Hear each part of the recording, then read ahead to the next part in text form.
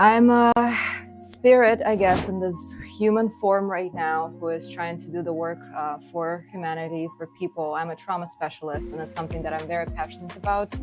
And walking this path and healing my own life and my own experiences as well that caused a lot of consequences, which oftentimes we ignore as adults. I know that my pain is now able to be the channel for people to being able to relate to and to find that strength to move forward and to find the courage and find inspiration, and for them to reconnect with those parts of themselves that they've forgotten maybe or never been acquainted with, which is our spiritual self. Trauma is universal, but it's often misunderstood.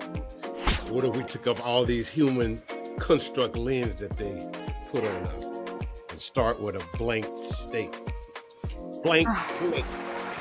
of unlimited potential?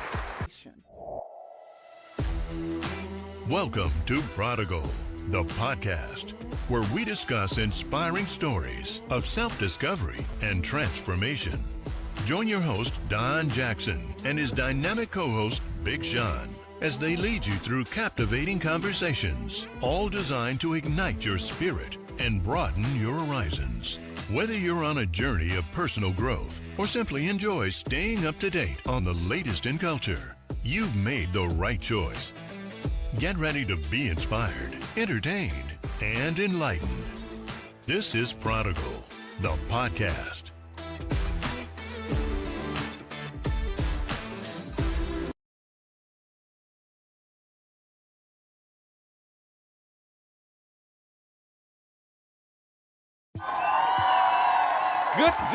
Good day, and welcome back to another episode of Prodigal The Podcast. Hi, I am your host, Don Jackson, and it's so glad to have you guys with us today. Also joining me, as you always know, my prolific co-host, Big Sean. Sean, how you doing, my man? What's up? Well, you added a little too many bigs in there. Now, I told you I was slim and slow. Hey, now, man, wait a minute. I'm working on this thing, I'm jogging around the I block. can only go by what I see. Yeah, okay, well, like I'm working on it. Okay. Weeks is like big Right. Sean, you know? Right. So you're saying I'm filling up the whole screen over here. Well, that's a damn shame. Boy, Yeah, Christians will so do you bad. You got a monitor, you see it, don't you? Yeah, well, you got a monitor. Yeah, my monitor shows me look all at the my way up head. in here. Yeah. Look at my head in the frame. Now look at your head. Yeah, but mine, you know what I'm saying? Hey. But these There glasses, you go. are magnifying glasses, you know what I'm saying? I got these Mr. Magoo's on. Yeah. Man, I'm glad to see you this morning and that you're having a wonderful morning. Yes, sir. Of course, we have a very special guest. Yes, we do. This morning, Alisa is joining us. She's a mental health counselor, amongst many other things and facets and so forth. She's just a ball full of energy and healing. How about that? Yeah, I'm looking forward to this because I'm gonna get some counseling in today. I'm sure she will dial in on both of us. Well, I'm letting you know now. I'm needing some help, and I'm sure she would dial in on both of us and have a prescription ready for us after okay. Well, yeah. I'm just letting you know my Medicare ran out, so it got to be free, Doc. Well, ladies and gentlemen, please welcome to the Prodigal platform, Miss Alisa Gracheva. Yay! All righty. Thank you. What's up, lady? Thank you, gentlemen. Thank you so much. It's an honor to be here. And today, everything is pro bono. So whatever you may need, I'm here to assist, whether it's for you or for the listeners. So I'm very excited to share the space. So thank you so much for having me over. Okay, well, if we don't use it, we we put it in the bank. We put it on the book. So we don't use it, we just put it on the book. So, total recall. Okay, yeah. It's going to deposit that. We might not need it today, but later, we know it's there in the books. Yeah, okay. Not responsible for that. So, you're doing great this morning, huh? Oh, you're yes. looking great. Thank you so much. You gentlemen look amazing too, and it's a beautiful morning and it's an exciting time, and I'm very honored to be sharing some of the things that I know, and if anything will help the listeners too, that's a big honor for me as well. Yeah. Okay. Well, before we jump right into what is trauma that you specialize in and treat, before your bio, who are you? I'm a spirit, I guess, in this human form right now who is trying to do the work for humanity, for people. I'm a trauma specialist, and it's something that I'm very passionate about. And walking this path and healing my own life and my own experiences as well that caused a lot of consequences, which oftentimes we ignore as adults. And I feel like understanding more about trauma and gaining better perspective on the strategies that can be useful on how the trauma is encoded, just getting more awareness on that. And that's what my journey is about, is being there for people when it's rough, when they're in pain, and also seeing their transformation. There's nothing more rewarding for me than being a part of that. So working with trauma is something that I passionately love, and combining a lot of different practices in order to help a variety of people, because one size doesn't fit all, and we need to gain the tools that can be helpful for us specifically. And so that's why I provide a comprehensive kind of way for people to gain those tools so that they can use it. Okay, so when you speak of these traumas and all, did you have some trauma take place in your life that you felt like you needed to fix, and then once you got the formula, you wanted to pass it on? Yeah, absolutely. That was actually my life's journey. I feel like dealing with pain and learning what it is and how to navigate that was a big part of why I'm here right now and sharing this story. I moved to the United States when I was a child. Again, I was born in Soviet Union. It was a very rough kind of upbringing, and it was thankfully I didn't grow up feeling poor, but we were technically poor. So, and transgenerational trauma, which is now we're more aware of it as well. And my grandparents went through the Second World War, so it was a lot of things that shaped me as a kid as well. And so, transitioning by myself at the age of 18 to another continent, right now I feel like I probably didn't have a lot of brains back in the day, but at the same time, right now I feel like that's a part of the journey as well. So, and that kind of rough experience led me to other things when you're, trying to navigate a new country from very different perspective and upbringing, led me to experience domestic violence and sexual abuse, and leading me to substance use as well as a coping skill. And I feel like a lot of us can relate to that aspect when we turn to the wrong strategies in order to navigate what we've been dealt with. And so working all of this and taking myself through a spiritual journey as well as mental journey, and then gaining education and finding that purpose in life, that I know that my pain is now able to be the channel for people to be able to relate to, and to find that strength to move forward, and to find the courage and find inspiration, and for them to reconnect with those parts of themselves that they've forgotten maybe, or never been, acquainted with, which is our spiritual self, I feel like, which is a big part of understanding trauma and personal transformation, which again doesn't have to be kind of related to religion, but a very empowering practice, because we gain that bigger perspective on things. So a lot of personal experiences leading to this type of work. You just said a whole mouthful. Yes. That just happened to you personally. And it just rolled off your tongue so fluently. Sexual abuse, physical abuse, unpack. Hold up. Bless your heart. Yeah. It was many years ago, and navigating that was rough. But also, I know that a lot of people, unfortunately, a lot of women. I think the rate right now, statistics from like 10 years ago, was 1 out of 5 women dealing with that. So it's a lot of women who had to endure something similar, and navigating that can be a rough experience, and how it affects us. And that's how trauma naturally stored in our physiology, and it's not just mental. And so understanding that what kind of those experiences can create for our physique, right, is a big part of it too.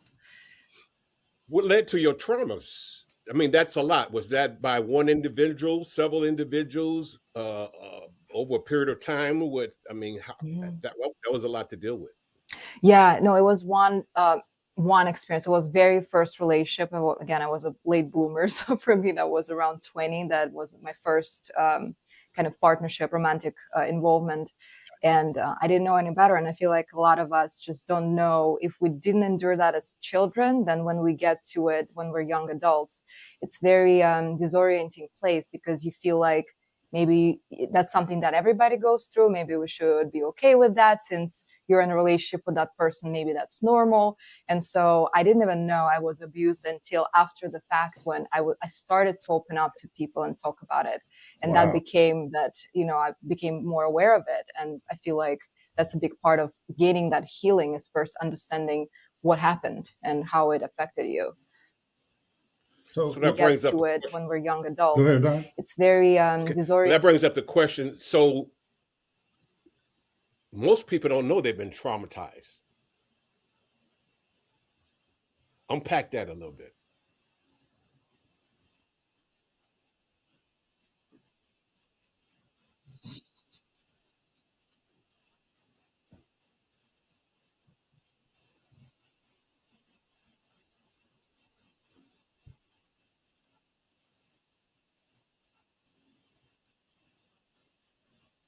Of life right now that is impacted? Is it that I'm functioning everywhere to my full potential? Or there's something that is just hard to break, because trauma can affect us in many different ways. It doesn't mean that if I'm functioning and I do it perfectly, it doesn't mean I don't have traumas. Maybe there are certain areas of life that can be getting better or that are impacted, but I have no awareness of that.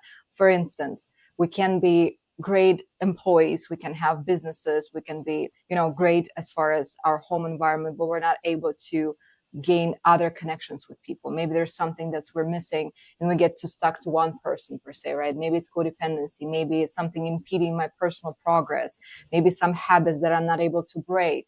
All of these factors can also imply that there is some underlying trauma, because trauma, it's stored in two different ways. Not everything that we experience is just mental. When we get scared, when something is affecting us, even when we get happy, we experience that physiologically, right? If I always give this example of watching a scary movie, if we get scared, it's not just mental, oh, I'm afraid. I have heart palpitation, I experience that in my physiology.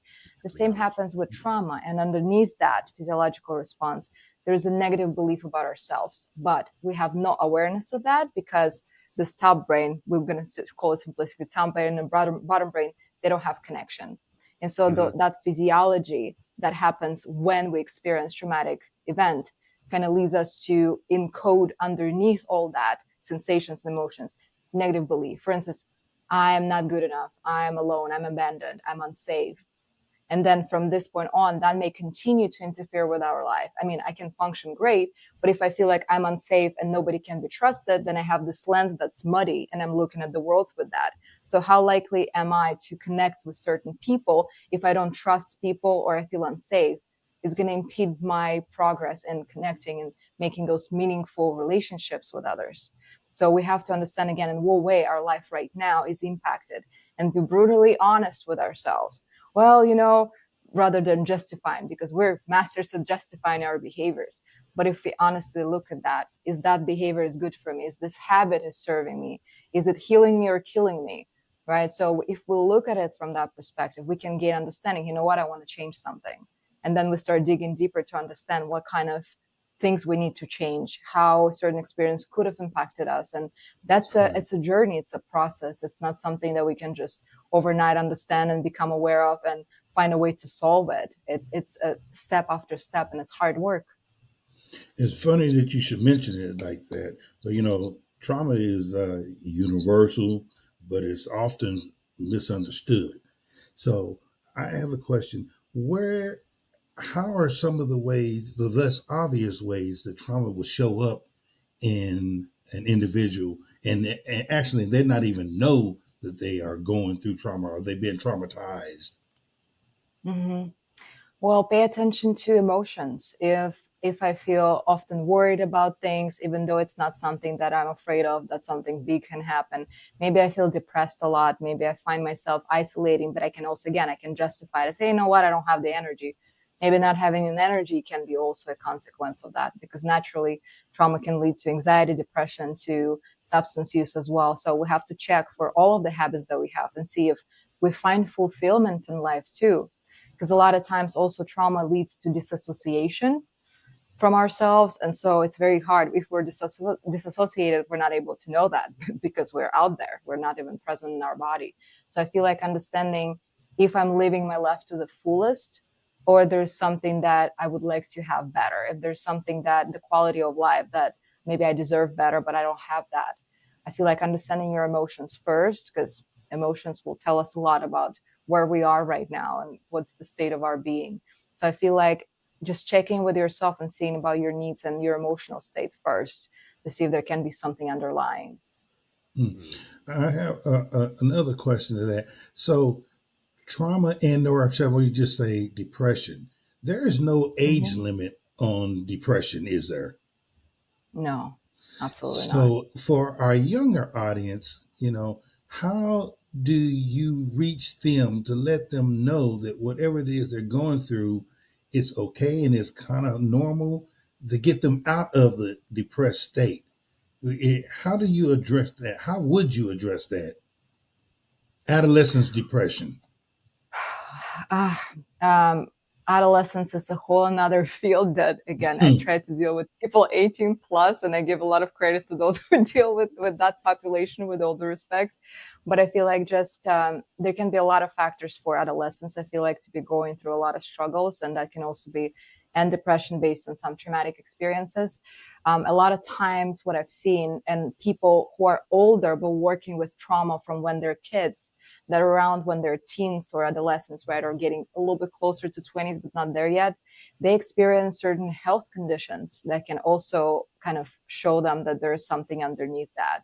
And Right. depression, I feel like being open to people, but again, having that support is very important for adolescents to understand, again, where they stand and what's happening. So I feel like number one is seeking support, because oftentimes we may feel misunderstood and isolated. And so navigating that from the space of it's safe to open up, but you also, if you open up and that's not taken seriously, you got to find a new support system. Because again, a lot of times people can be disregarded. And I feel like for adolescents too, when they come for help, not every parent will be available in the capacity they have to at that time, especially if the kid is struggling with something. So I feel like finding first supports of older, not the same age group, but maybe older people that can maybe give them some, advice that will be helpful. Maybe it's a teacher, right? Maybe it's, again, your parents starting first. I hope that people would have this rapport with their parents, but finding support system first to share what's going on so that they're not alone in this, because it can be, they don't have the prefrontal lobe yet developed. And so it's hard to make decisions or even assess yourself if you're struggling with something and make proper judgment on what's going on with me right now. So I feel like seeking support is number one step, but support from the right people and not closing off if the first person they came to is not available for them in the capacity they need. For as a parent, how do parents recognize that their child is struggling with something? Because, in most cases, kids don't open up to the parent and or the guardian to say, hey, you know what, I'm struggling over here. I'm depressed. Somebody is picking on me at school. They calling me fat, ugly, or whatever. And kids don't know how to actually communicate that with with their parent without, the parent getting upset and wanting to go up to the school and, start, trouble issues or whatever. But how does a parent recognize the fact that their child is struggling with something? Yeah, I feel like first creating a space for that.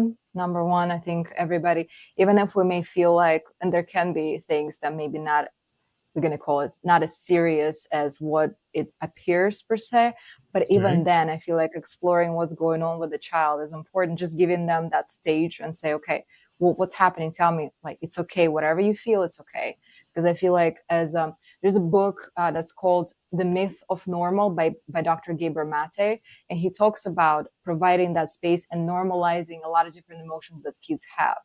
Because sometimes if we're paying attention to adolescents, they can have a lot of tantrums, right? Or certain outbursts. It's never out of nowhere. Yes, of course, hormones can play a part, but I feel like still giving that space and say, okay, what's going on? Tell me. Just tell me everything how it is. And just listening. I feel like we don't listen enough, especially as adults. We usually feel like what we know is what we know, and that's the truth, the ultimate truth. But if we Right. just create that space to listen, Get out of your it way. will absolutely. And maybe see okay, what do you feel like you would like to get out of it? What do you feel like you would like as the outcome for yourself? I feel like getting more curious about that would create that space that kids will be more open to share what's happening, and maybe even discover that there's some major events that are happening in kids' lives that we're not even aware of.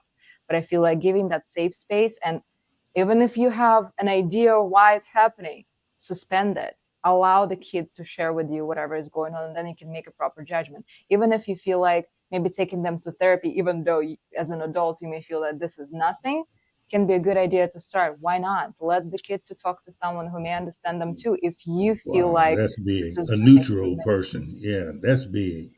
We just had a baby here, 12 years old. I mean, not to get political and all, but had a baby 12 years old. Her classmates went about bullying her, telling her, oh, don't worry about it. When you go home today, your parents are not going to be home. They're going to be deported. And you're going to be all alone. You're going to be by yourself. And for whatever reason, the baby went home and her parents were not there. And the first thing she thought was they were deported. And so she killed herself. Oh, that's and that awful. happened right here in Dallas, Texas. And it just, oh shit! That just ran me hot for real. The baby killed herself because her parents were not home when she got there. Oh, that's awful. Yeah. Yeah. Yeah. You're talking about trauma for your ass. There you go. That is Yeah. trauma. Yeah. Trauma. No, that's rough. I feel like it's again, politically, I know there's a lot going on working with clients too, and I feel like that's why it's so important to have that connection with your child. I know it's not easy when kids are teenagers. I get that part, but I feel like there's still a way to create that environment where you will be having more connection with the kid rather than the kid being influenced at school, and the kid having more of an understanding of their own identity and their family, and having a plan for any type of situations, especially if we're considering cultural influences in here in the situation in the country as well. I feel like it's good to create that bond and having better communication. I've actually seen some of my clients who have kids and how they navigate it. It's just beautiful when they have this rapport. But it's like it's complete transparency and openness, and there's no judgment with that. And that's what provides the kid to be able to open up, because they know that no matter what they tell you, it's going to be accepted and it's going to be listened to, and it's not going to be disregarded. And when that happens, even if it's not true, even if the kid has like fantasies or something like that, give them the space, let them talk about it. I feel like it's important to listen. And as adults, unfortunately, we not always have time. Again, we're not here to blame parents or judge them, right? But it's like becoming better in navigating that, and maybe again investing in this relationship as much as we invest in our jobs, as much as we invest in our taking care of our well-being. I feel like creating space for relationships, no matter whether it's a parent, child, or friendly or family related, I feel like it's very important to have that space and time and energy invested in it. That will create this certainty. Yeah. That's awesome. Now, speaking of tools, there's a lot of magical healing tools that you use. And kind of go down the line and see which one prescribed to what and to whom. Yes. As working with CBT, EMDR, ACT, and DMT, and many more. Wait a minute, what do all those things mean? What is CBT and EMDR and ACT? You have trauma. Based on what that trauma is, there are different methods of healing. Okay. And these are some of the methods that she has in her toolbox. Oh. Based on how, and I'll let her say how, what she described to what and how she determines that. Boy, I thought you done came up with something. You done read something somewhere. I was like, boy, this boy done turned into a therapist on our ass. I read the letters behind her name. Oh, okay. Well, I was like, boy, I thought I was woo. I mean, there we go. We going viral, y'all. Yeah, so is it okay to call you Doc? No, I mean, I don't have that advanced degree. Even though some That's clients okay. do that to me, and I'm like, I'm not it, but it's an honor to be called that for fun, Yeah, not I mean, for you healing speech. people, so you have a prescription pad. She's a Uh, miss. no, only mental one, only the mental That's one. all it No, no, the needs. actual. Yes. Well, there is a lot of ways, and again, because trauma is like a multifaceted thing, and I feel like when we're going to mental health, we expect that will cure everything, or Yeah, just like when we're going to the doctor, it's going to be they give us that pill and we're going to feel fine, or if we go for meditation or church or whatever other ways to kind of target our spirituality, that will be solving a lot of things. But we're one human, right? We're one system, and so everything works together. And understanding that how our mind operates, how it affects our emotions, how trauma is stored, how do we function, right? What are our ways to in operating in the world in general, and examining that and learning how to heal every step of the way, every area that we may have in the system. So CBT, cognitive behavioral therapy, basically exploring the beliefs that we have, because our beliefs are something that we all have different ones, right? And if we're let's say outside and there's me and let's say a homeless person, and we're in the same time and space, but we have completely different realities. So understanding that we all live in different realities, none of us live in the same world. It's a completely different places for all of us. We function in different realms. I feel like that's the first step in exploring how are those beliefs are healthy or unhealthy. Because a lot of times we get that from when we're born, right? We accumulate a lot of things and we store that within. And then based on those beliefs, that's the thoughts that we experience. So our thoughts will always reflect the beliefs about life. Let's say again, if I feel like the world is an awful place because I lived in a bad family, I had a bad upbringing and it was very abusive, then I will feel like, okay, my belief is I'm unsafe, it's not good, people can't be trusted. So then I'm looking at the world from the same thing, right? All of my thoughts are like, I'm not sure if I want to talk to that person. I'm not sure if I want to attend this activity. I'm not sure if I want to take this on. If I was made to believe that I'm not enough or not, I'm stupid or whatever the negative beliefs we can have, then I'm not going to be trying to excel or get the job that I feel like I can take on, even though, I feel like I have the skills, but something is off. I'm not sure I'm going to get it. Right. So a lot of ways our beliefs are affecting how we are. And so learning to navigate our mind and becoming more aware of it, because naturally in our life, the only thing we will have control over is our thoughts. Nothing else we have control over, even though humans, we plan in advance, we have this trajectory of how my life would be like. We really have, it's an elusive Question. control. Yeah. Question. You said the only thing we have control over are our thoughts. Mm-hmm. Is that how do we have control of our thoughts? We have control over the thoughts, the belief that we choose to believe the thoughts, but the thoughts come and go. Thoughts are something that based on our beliefs, because the thoughts are habitual in nature. And so our thoughts is something that's running on the background all the time. It's something that, again, we don't have control over it. And especially Correct. people who try to, we don't have it at the beginning, but then we can, again, dispute it. We can watch it. We can become an observer. We can question our thoughts too. Because a lot of times when I think a thought, so what's happening, why our thoughts are so prominent? When I have a thought, and we're talking about, we call it cognitive triangle. So we have everything, a situation happens from which we interpret it in a certain way, right? Let's say I'm losing my grandmother, and that grandmother for me was the world. I didn't have connection with my parents, and grandmother was everything. So if I feel like I'm losing the person who was everything and I will never have that connection, right? It's based on the belief that this grandmother is the most important person and I'm not going to be good without her.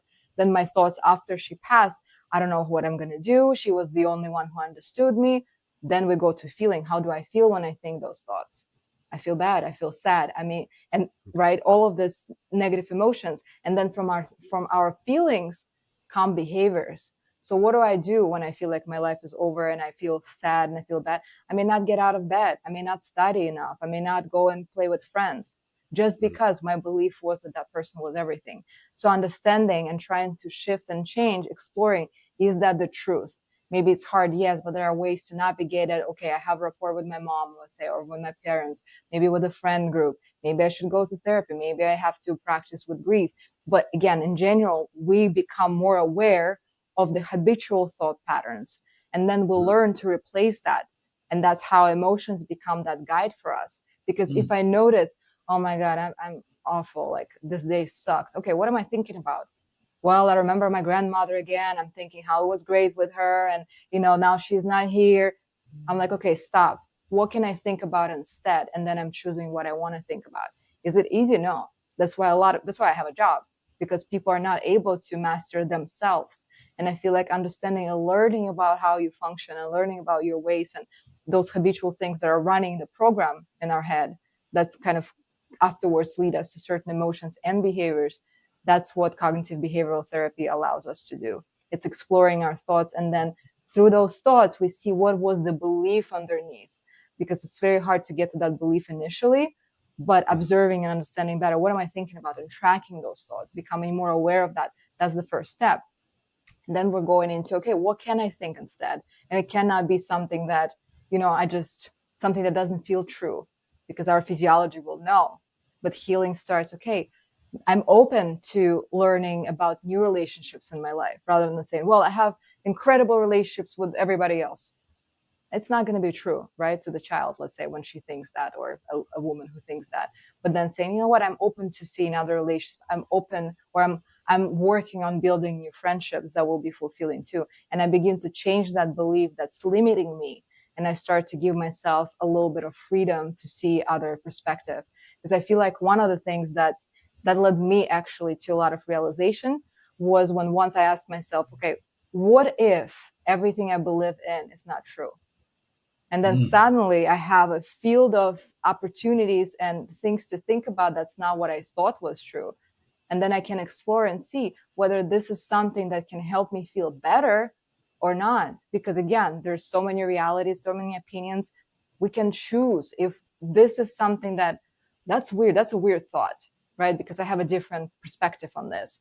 But again, that thought is as valid for them as my reality is for me. So what if there is some truth in it? And if I begin to question that, I begin to open myself up. And again, it requires open mind and heart. And I know a lot of people say, well, I have an open mind. Not true. No. A lot of people don't have an open mind because we like to be stuck with our ideas about the world. And plus, most importantly, we believe what we think about and what we feel. So let's say if I feel, and you can probably relate, if I feel shitty, if I feel bad today, life is shit. If I feel great today, life is beautiful. We always reflect to the world what we experience, and beginning to understand that my emotions are fleeting as well, and they come from my thoughts, what I'm thinking about. I begin to find those steps forward in order to change what I think about, to give myself that fresh start, to give myself a new perspective, to start changing little by little the beliefs that I have about life too. And it's a process. It's not easy. It requires a lot of work and a lot of letting go of those things that I used to know and thought was true.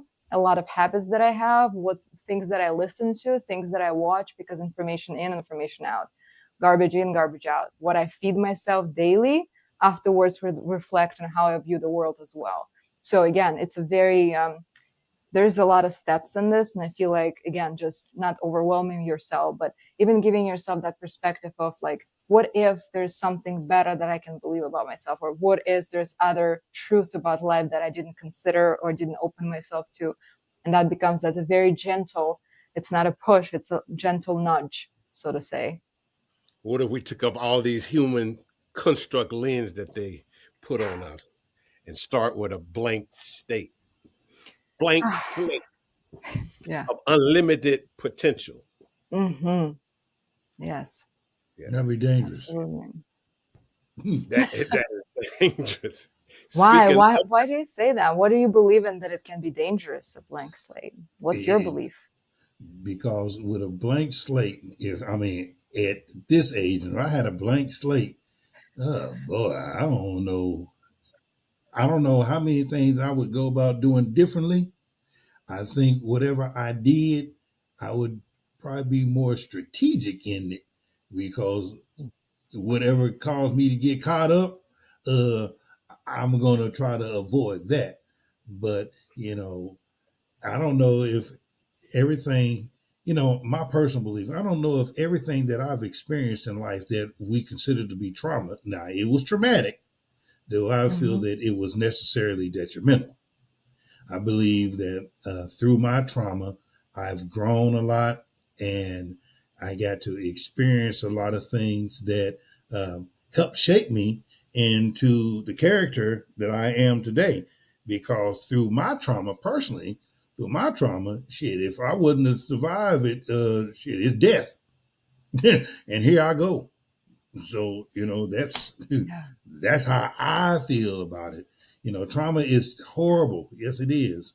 But if we live in this trauma, and let that trauma to continue to consume you, shit, I mean, you'll always be walking around depressed and or lost and Yeah, wanting to blame everybody else for your misfortune and your absolutely. circumstances.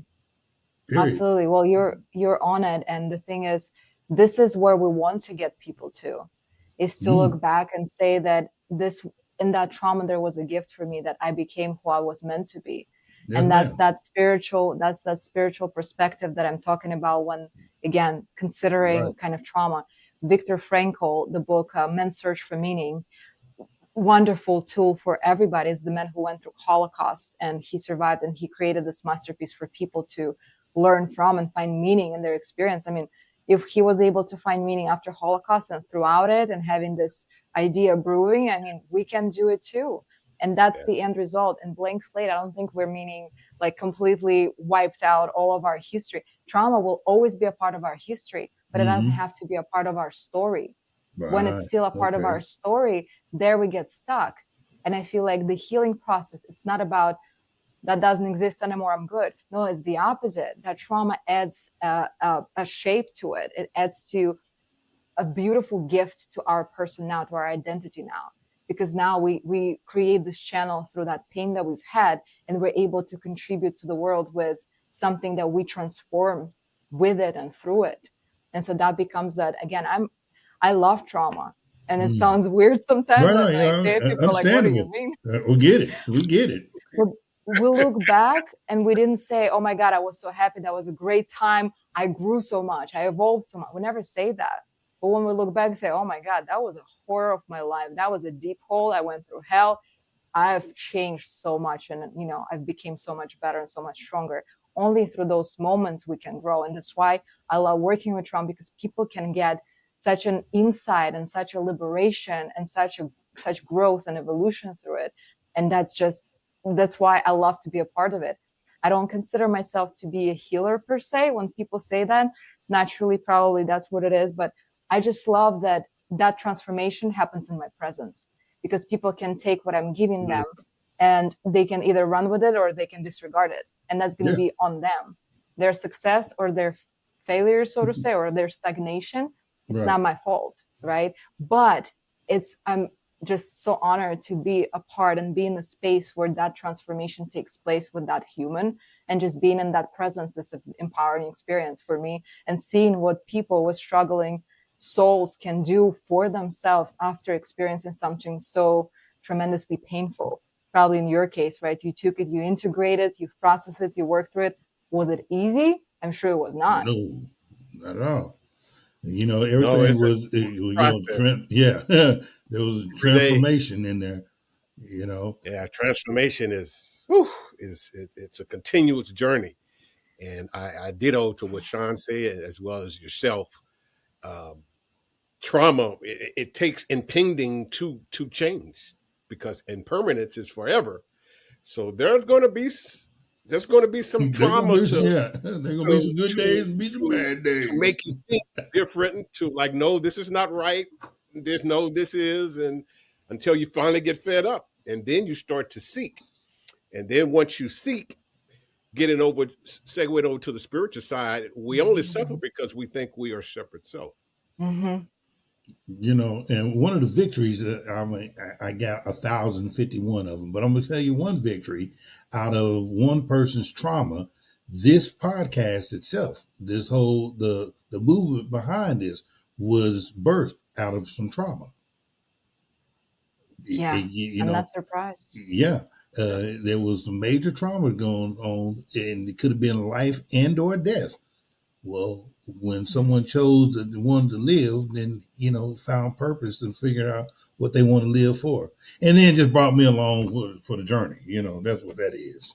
That's how that looks. Yeah.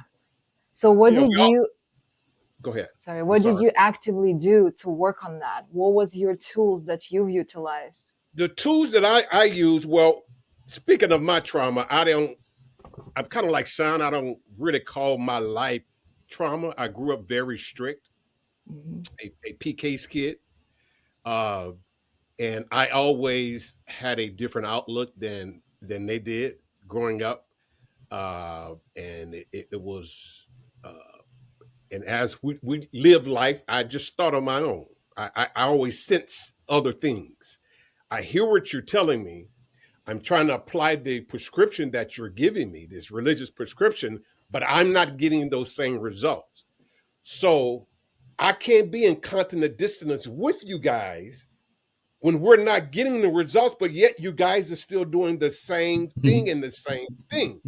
And then anytime there is real no accountability, it's always you pull the religious card, the righteous I'm saved card, or I'm the pastor, or I'm this as your trump card.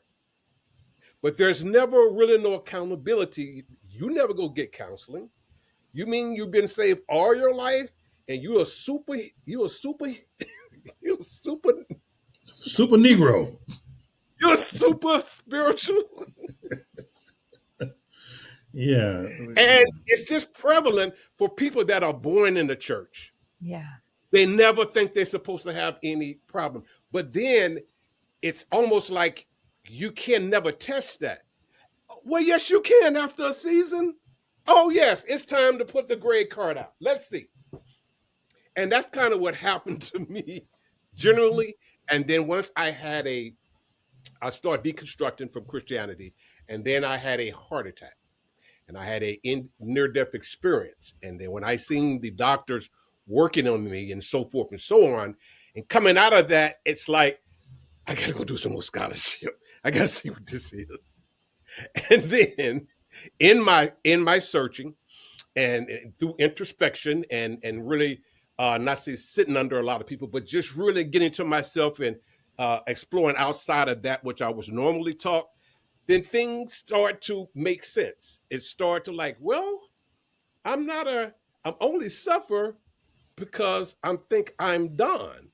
I'm not, Don is a human construct. We're all spirit. Everything is connected. There's only one thing happening. It's consciousness enfolding up on himself. And like you say, mental, DID, disassociation. When I tell people that's how God is, this how we're one source. It's like God playing chess on different timelines because it's only one source. Yes. So God has mental disorder.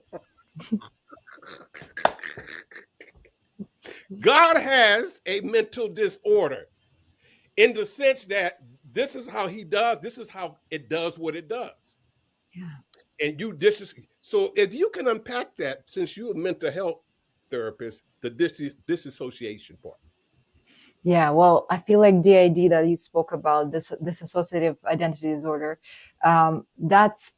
it's very rare case where it's actually different entities living in you, but it's different, more like different parts of ourselves that are at play. And this association, I love how you said that. It's a very cool idea to me. You got this DID because that sounds so true. Actually, that makes a lot of sense.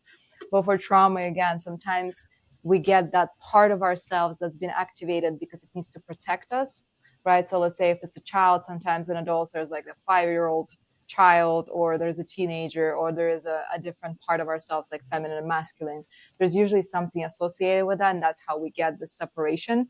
It's more of a preservation component and defense mechanism that appears, and we have protectors, we have exiles, we have different parts. But we all have different parts. I mean, if we think about it, when people say, well, that's not who I am, but who are you? Because you're so different with your parents, you're different with your spouse, you're different with your friends, you're different coworkers.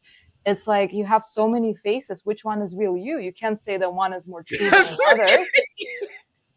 Well, not to cut you off, but it's when you really think about it, that's the only thing that can be happening. Because if it's only one thing happening, how do we function in all these alters? He has to dissociate himself. And that alter is that only alter, and that's on that timeline. In that timeline, when you're born, that alter is born based on wherever he was born, what his parents put into him, and so forth. And that's how this shit keep going. Consciousness keep unfolding on himself. I love it. Something like that. So the archetype. So if that's an archetype, that means it's happening. So above, so below. That's a so above, so below. So on some of your other healing, no,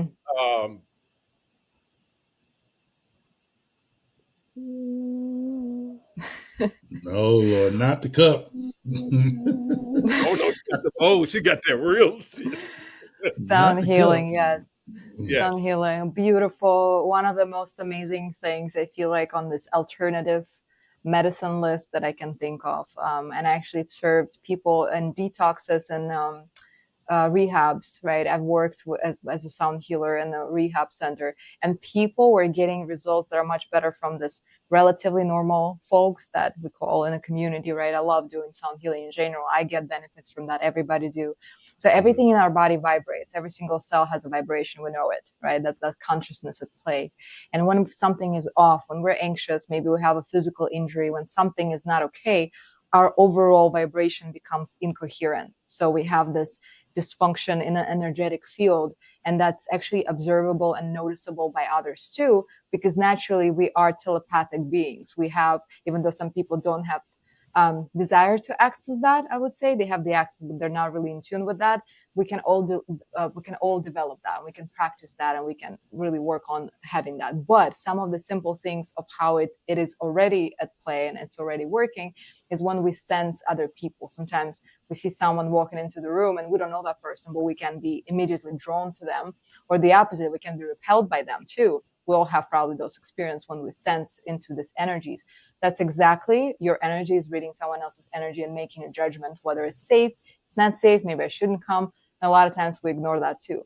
But coming back to sound healing, when this energy becomes incoherent, sound healing, it's the crystal bowls, they have Tibetan bowls, I have tubes, I have a lot of different instruments that I use, tuning forks, variety, right? Little bells and so on and so forth. If we do it in a closed room, the sound bounces off the walls and penetrates the body, shifting that energy, because again, that sound wave is the energy. It's shifting that. And when I've done it in the rehab, some people would be able to fall asleep when they haven't slept in days because of withdrawal symptoms. Some people will not have pains in their bodies anymore. Some people connect with their ancestors, and I'm sensitive. So when I'm sensing there is some presence in the room per se, when I'm doing that, and then the person, I sense where that presence is, and suddenly then that person saying, I had my grandmother here, or I had my, somebody who was like a stepmother to me, and they just described that, and I was like, okay, that makes sense now. But they experience it much deeper, and I feel like I have this theory that I don't have a support with or for, but when we're talking about folks that are relatively normal, like all of us primarily, then we have the different brain regions that are working, right? We have more capacity to rationalize things, to, make decisions.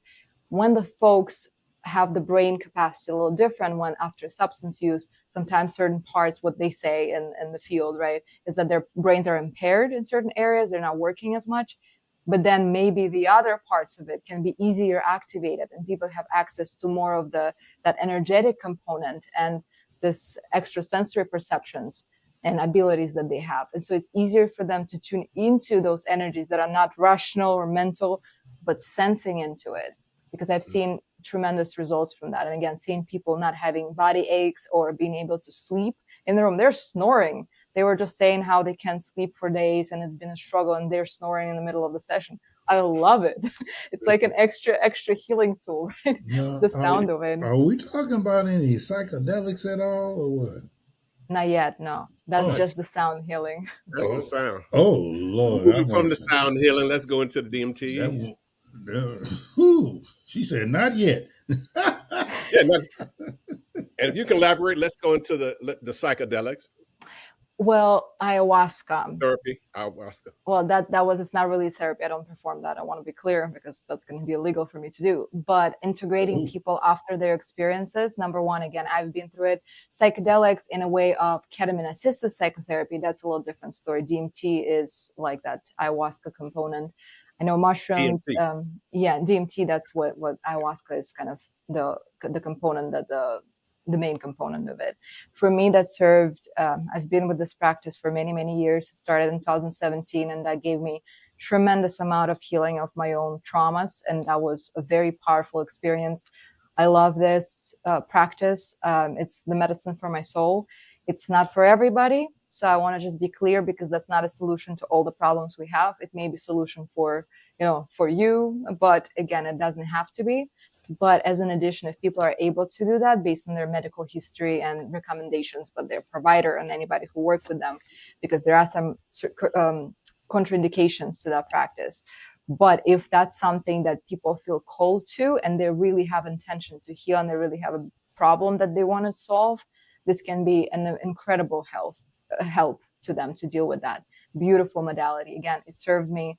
It's been a magical journey that helped me actually unfold my practices with sound healing, with everything. A lot of things that I currently do as a spiritual component of that came from that healing process for me too. So it's definitely, it's a beautiful, beautiful modality if anybody's interested, for sure, if they feel called to, but just knowing about contraindications will be definitely useful. So that particular modality, what is the actual benefit besides not besides killing the ego? I don't like the words of killing the ego, because when people use that, no, but yeah, Linguistically speaking, I don't. right, I really was looking for the right word to say. right. I Going like back to straight to say, source, because basically right. you're killing the personal self, where you're dissolving the personal self. Yeah, I like the word domesticating, like a wild horse. If you learn to domesticate your ego and help it work for you, that would be a useful thing, because we're ego until, I come back into the body, I am ego again. I Correct. cannot just be just spirit, because while we have this body, that's kind of, we're Correct. connected until the rest of our lives.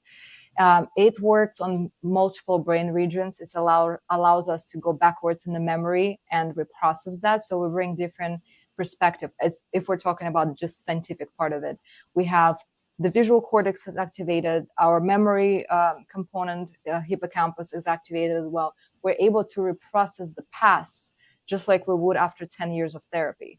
So it allows us to reshape our understanding of it, just because we have that disassociation from the human self, and we tune into the knowledge that we all have embedded in our cell, in our every cell. We have that wisdom within ourselves. But a lot of times, if people don't have time to practice other spiritual ways, prayer, meditation, any other kind of practices that they may have, we may have struggled to disconnect from the mind, and our minds are often restless. And how they say in South America, our minds are ill. Like, minds are ill because we're constantly influenced, especially in the US. We have so much noise, so much garbage that's all around us, and it's very hard to disassociate from that. So we're going to be exposed to that. So that allows us to step back and to reconnect with the wisdom we all have inside, and to find a solution without having a therapist. You are your own therapist in a way, but you're listening because your body is at complete peace at that time. You don't have access to that as we usually are. And that's, again, that sense of control that we have is like, no, I have to be in control. A lot of people are afraid of this part of it where they have to let go, but letting go is the only way that is. If we don't surrender, we're not going to hear the voice of wisdom, because the mind will always be at the steering wheel. So ayahuasca allows us to disconnect from that and tune into yourself and your innate wisdom that was always there. We just didn't have the time to listen. But that entry point, coming back to yourself after all that experience. Yeah. That's crazy, ain't it? Yeah, coming back, and integration is the most important part. Ceremony is fun, or not so much fun. It can be terribly beautiful. I've had rough experiences, but how you integrate that, what happened for me, and I will just tell my personal experience. It's giving you those tools to use. It's giving you the understanding of what's going on. It's giving you the tool of what I can do about it. but then the free will kicks in when we're humans, right? So I can either take it and I use it for myself the next time when I have the triggering situation, because guess what? After the ceremony, I can be uplifted. Everything is great. I see unicorns and rainbows. Life is beautiful. I got it. I'm healing, right? With And then, one trumpet, yeah. Unicorn. Yeah, and then you go back and there's that spouse that's pressing your nerves. There's that person that's cutting you on the street. There's that boss that's so rude and disrespectful. And you have the choice. Then you begin to see this choice much clearer. You're like, okay, I see this now. I have 2 ways to go. Which one do I pick? And that's how the free will begins to play. Because I can go backwards to my old kind of experiences, my old patterns, or I have to practice a little more. But it's going to be easier to break that pattern now if I want to. Not easy, but easier. And so this is where we have to exercise carefully the choices that we have, so that we can actually take ourselves into a more healing way, into, more goodness and feeling better. Mm-hmm. Like you said, that's not for everyone. If you've already been there, I think I've already been the source where I don't even have to take that Absolutely that journey. But I do notice most philosophy of minds, most of them take that journey. And then again, like yourself, I think it's important, because how can you talk about something that you haven't experienced? Yeah. Or how can you offer treatment or help in something that you haven't actually experienced yourself? And one of my mentors, Bernardo Kastrup, he's a philosopher of mind in more of an idealism. I don't know if you're familiar with him. Have you heard of him? Bernardo Kastrup? No. You might look him up, Dr. Bernardo Kastrup. Yeah. So, man, that is beautiful. You're very knowledgeable in so many areas, and especially when it comes to the holistic approach, and not just prescribing another pill, but really have some useful tools that are been around for ages. It's just that we don't tap into them because we were steered away from them for one reason or another. But it's coming to be more prevalent now. I know the hour is upon us, and it always happened like this when we have someone real interesting that is real knowledgeable. Me and Sean can just continue to eat your brain. We're having a course over here because you taste good. Brain is just so delicious. But go ahead, Sean. I see you. Yeah, one question before we let her loose. I just like to know, give me one success story that, keeps you driven to do what you have done or what you're doing. How have you helped one individual that stood out or stands out to you? Oh, that's a good question. I think there is a lot of people that gave me faith or strength in my faith that I'm on the right track. I don't think we always see the result of our work, because sometimes, again, it's something that's obvious and we get to experience that in our presence. I have certain people that I work with now that did incredible work because they really took the time to apply everything they were learning in their own insights. So I can't pinpoint one specific one, but again, certain people change in ways that I have certain clients at the age of 60. I had someone 73 years old, and seeing what they were able to accomplish, even though it may not be a complete transformation or rebirth at that time, but it's something that completely shifts them into another way of living, another way of feeling, another way of thinking, and seeing how they begin to be more aligned with their spirituality. If I'm able to help people reconnect with their spiritual self, for me, that's the victory, because then the spiritual self will guide the way. They don't need me anymore, because they have the best guide they can ever imagine. They have themselves, their spiritual self. Right. And so if I'm to witness that they were able to, like, oh my God, I've had this amazing experience, that's a victory for me. It's beautiful. You've got the sense of it, because I always talk about this difference between knowledge and a knowing, and just speaking about the Catholic Church per se, right? I know a lot of people who can cite a Bible, but they never experience God. So we can be hiding behind that all we want, but it's not about knowing about God, it's about knowing God. And once people are tuning into themselves to experience this higher self, they got to know God. There's nothing that they have to prove. I'm getting goosebumps talking about it. There's nothing that they have to prove. There is nothing that I have to explain. I don't have to sit there. If somebody's telling me your experience is bullshit, I say, That's okay, right. yeah, whatever you think for yourself. Can't nobody. There you go, baby. You can't undo it. You can't. There You you can't go. put the genie back in the bottle. You. Once Hey, you see it, you can't you put can't the genie unsee back it. in the You bottle. can't unsee You can't it. unsee it. Yeah. You can't unsee it. So, like you said, them goosebumps comes, and you like, okay. And you know what all you've been through and what you accomplished. That's why I'm telling you, you are a joy. You are truly a ray of light. And I can tell the things that you've gone through far as in trauma and, you know, your circumstances, they were real and they were real to you. And I know that you look at yourself every day in the mirror and say, girl, you made it. You made this shit happen. And that's some real stuff right there, baby girl. Awesome. Beautiful. Thank you. Ask you a couple of quick questions. Uh-oh. Then we're going to go. Put your seatbelt on, girlie. A spiritual tool or practice you can't live without. My devotional at night. Every single night I'm on my knees. It's for myself to connect with that part of myself that I don't see. That can include prayer, it's meditative practice, it's energy work, it's all together. So it's every night on my knees. A book that changed your life. So many. I would say Men's Search for Meaning for sure, and Spiritual Solution to Every Problem by Dr. Wayne Dyer. I like that. That was a good one. Mm-hmm. Let's see here. One word that defines your life purpose. Faith. I would say it's faith. Faith. Just having that belief, having faith is everything.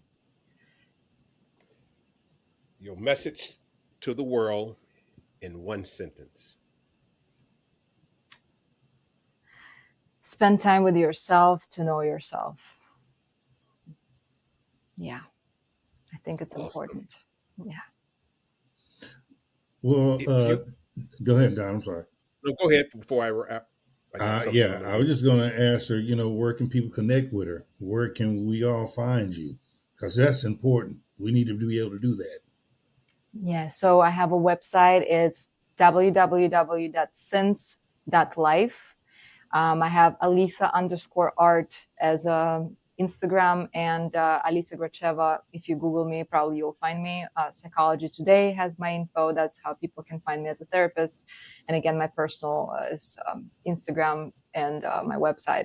And I offer a free consultation if anybody needs that, just to consult about what their needs are. If they need to connect and just talk about something, it's going to be free. Just reach out. Well, your calendar is full. Yes. Yeah. My Lord. Okay. What I'm going to do is give the mic to you, let you give your takeaway of what you want to leave with our audience. And if you can lead us into a 1-minute meditation out of that, and we'll do a wrap. Okay. All right. So for the audience, you can heal. It's possible. You just have to utilize all the resources you've got and have that desire, because without a desire and being ready to change, nothing is going to happen. So I feel like just having that courage to try different things, to experience that, to find what works for you. Because again, healing is an option and it's available. We just have to look for it. And a meditation part. Okay. Do you want to do it with me? Do you want me to guide Yes, it? we're here with you. With you. You radiating. All right. We So hold hands, yeah. take in a comfortable position. I want you to close your eyes and just begin to tune inwards for a little bit of time, just taking a deep breath in and finding your presence, your essence, finding your groundedness in this time and space, in this moment. And now as you allow yourself to take that quick elevator down from your head into the heart space, and allow yourself to connect with that beautiful rhythm, with that beautiful song of your heart. If you feel drawn to put your hand on it, to connect with it a little more, please do so. Just allow yourself to sense into it, to ground into your heart space. And I invite you to bring something that you love unconditionally and something that unconditionally loves you. And I want you to put it into your mind's eye and into your heart space and truly experience that love.